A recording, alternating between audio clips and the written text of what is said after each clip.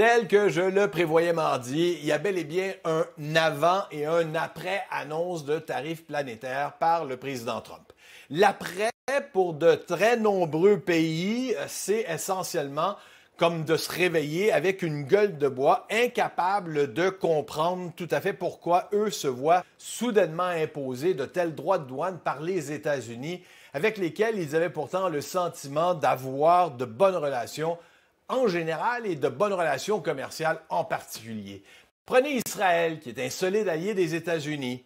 Son premier ministre, Benjamin Netanyahu, et Donald Trump s'entendent comme larrons en foire. Les Israéliens avaient préparé le terrain en annonçant cette semaine qu'ils allaient supprimer tous leurs droits de douane sur les produits américains, cherchant apparemment à être épargnés par le châtiment du président des États-Unis. Malgré tout, ils se sont tout de même vus imposer des tarifs douaniers de 17 17 pour eux, des alliés, mais 10 pour l'Afghanistan et l'Iran, pas tout à fait des pays alignés avec les intérêts américains. Ce n'est pas tout. Des pays qu'on aurait facilement mis à une autre époque dans la colonne des ennemis des États-Unis, la Russie, le Bélarus, la Corée du Nord, Cuba, s'en sont sortis indemnes, 0 Dans le cas de la Russie, certains ont cru que c'était peut-être pour éviter de perturber les négociations en vue d'un cessez-le-feu en Ukraine, une faveur dont les Ukrainiens, eux, n'ont pas pu profiter puisque Donald Trump leur a imposé des droits de douane de 10 Il n'y a pas grand-chose à y comprendre, et ce n'est pas moi qui le dis, mais l'immense majorité des économistes. La Maison-Blanche a distribué la formule ésotérique qui aurait apparemment servi au calcul des différents pourcentages de tarifs supplémentaires saupoudrés à travers la planète. Mais ça revient essentiellement à une formule simpliste. Le déficit commercial des États-Unis avec ce pays divisé par les exportations de ce pays vers les États-Unis, ça donne un pourcentage que Donald Trump, dans sa mansuétude, a coupé en deux et bingo, voici votre tarif douanier. Ils sont ces tarifs réciproques que de nom, puisque même l'ajout de la manipulation monétaire et des barrières non tarifaires semble être une estimation purement arbitraire. Le président américain, hier, ça vaut la peine d'y revenir, là, a multiplié, fidèle à lui-même, les approximations et les faussetés. Prenez cette phrase terrifiante au début de son discours. For decades, our country has been looted, pillaged, raped, and plundered by nations near and far, both friend and foe alike. Donald Trump décrit les États-Unis comme si c'était un pays pauvre, désossé par ses voisins. Non seulement ils ont le produit intérieur brut le plus élevé au monde, mais leur PIB par habitant est supérieur à celui de n'importe quel grand pays. Il tourne autour de 90 000 $ américains contre 14 000 $ par exemple pour la Chine, 36 000 $ pour le Japon, 58 000 $ pour l'Allemagne. Puis il y a son obsession avec le Canada et l'idée que les États-Unis nous subventionnent. With countries like Canada, we subsidize a lot of countries and keep them going and keep them in business. In the case of Mexico, it's $300 billion a year. In the case of Canada, it's close to $200 billion a year. And I say, why are we doing this? Pourquoi le faites-vous, Monsieur le Président? Parce que vous ne le faites pas. Cette subvention au Canada comprendrait, par exemple, la protection militaire que les États-Unis nous accordent, mais ça ne tient pas.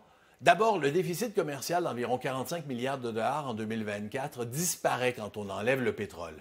Puis le Canada, en population, est beaucoup plus petit que les États-Unis. On profite certainement du bouclier militaire, mais les États-Unis devraient de toute façon se protéger des missiles que la Russie pourrait lui tirer de l'autre côté du pôle Nord.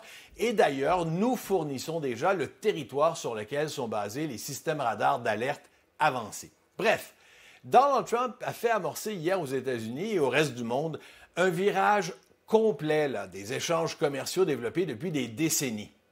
Il l'a fait malheureusement en y allant de données économiques erronées, de références historiques inexactes et de calculs que des gens bien mieux qualifiés que moi considèrent totalement farfelus. Pour reprendre la conclusion de la rédactrice en chef du magazine britannique The Economist, qui, c'est vrai, n'a que du mépris envers ce qui entrave le commerce mondial. Ce fameux jour de la libération que célébrait le président américain ressemble davantage à un jour de ruine pour le reste de la planète et possiblement, à moyen terme, pour tous les Américains qui vont finir par payer de leur poche et avec leur REER, à voir la réaction des marchés financiers aujourd'hui, les politiques protectionnistes que Donald Trump a sorties des boulamites. Retournons au Rose Garden de la Maison-Blanche hier, alors que Donald Trump brandissait son fameux tableau de tarifs réciproques dans lequel on avait aligné des pays, ni en ordre alphabétique, ni en ordre d'importance des tarifs imposés, ni en fonction des continents. Un fouillis complet. Dans l'eau, un tout petit pays, là, surtout pas une puissance commerciale, s'y trouvait, le Lesotho. C'est un territoire qui ne correspond même pas à la moitié de la superficie du Nouveau-Brunswick, totalement enclavé dans la République d'Afrique du Sud, qui dispose de ressources très limitées et qui compte 2,3 millions d'habitants. Eh bien, figurez-vous que le Lesotho est le pays contre lequel l'administration Trump a imposé les tarifs réciproques les plus élevés en pourcentage, 50 %. L'année dernière, ce pays n'a exporté que pour 237 millions de dollars de marchandises aux États-Unis, essentiellement des jeans et des diamants. Pour les Américains, c'est véritablement une goutte d'eau dans l'océan, mais pour le Lesotho, c'est tout de même 12 % de son produit intérieur brut.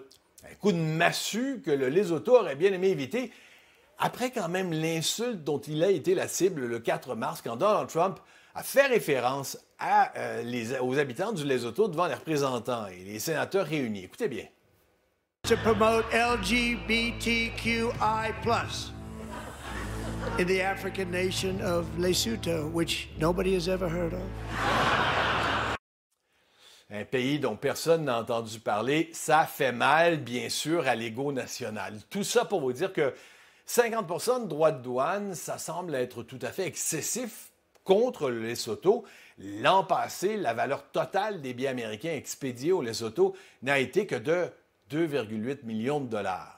Alors, si ce petit pays africain a tiré profit du commerce avec les États-Unis, c'est parce qu'en l'an 2000, Bill Clinton avait promulgué la loi sur la croissance et les opportunités en Afrique, une loi qui visait à créer des emplois dans plusieurs pays en développement du continent.